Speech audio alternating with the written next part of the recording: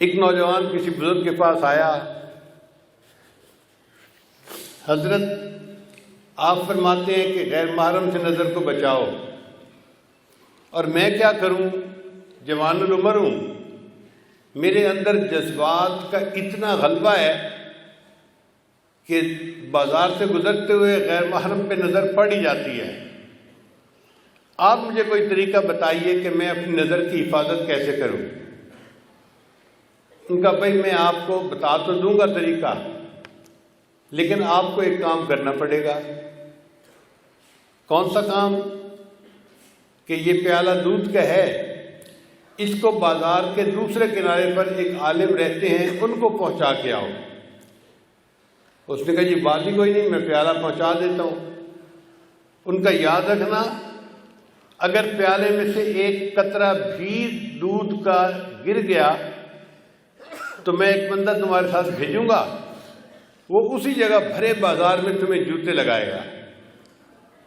اب وہ بندہ گھبرا گیا کہ بڑا احتیاط والا کام ہے، اگر بے احتیاطی ہوئی تو بھرے بازار میں جوتے پڑیں گے، میری ذلت ہوگی۔ چنانچہ اس نے پیالہ دودھ کا اپنے ہاتھ میں لیا اور بازار میں سے چلتا ہوا بالآخر دوسرے کنارے تک پہنچا اور ان بزرگوں کو پیالہ پہنچا دیا۔ واپس آ کے اس نے بڑے خوشی خوشی بتایا کہ حضرت میں نے الحمدللہ اس پانی کے وہ دودھ کے پیالے کو فلاں بزرگ تک پہنچا دیا، ایک قطرہ بھی دودھ کا نہیں گرا۔ ان کا اچھا یہ بتاؤ کہ آج تم نے بد نظری کتنی کی؟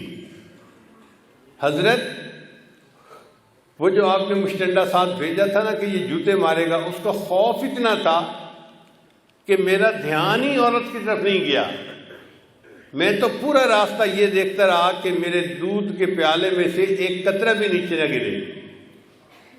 مجھے دودھ کے چھلک جانے کا ڈر تھا، عورت کی طرف میری نظر نہیں اٹھی۔ ان بزرگوں نے فرمایا کہ یہی راز ہے کہ جن اہل اللہ کے دل میں یہ خوف ہوتا ہے کہ میرے دل سے ایمان کا پیالہ نہ کہیں چھلک جائے، ان کی نظر غیر محرم سے بچ جاتی ہے۔ وہ سمجھتے ہیں اگر نظر پڑ گئی تو کہیں ایمان میں خلل نہ آ جائے۔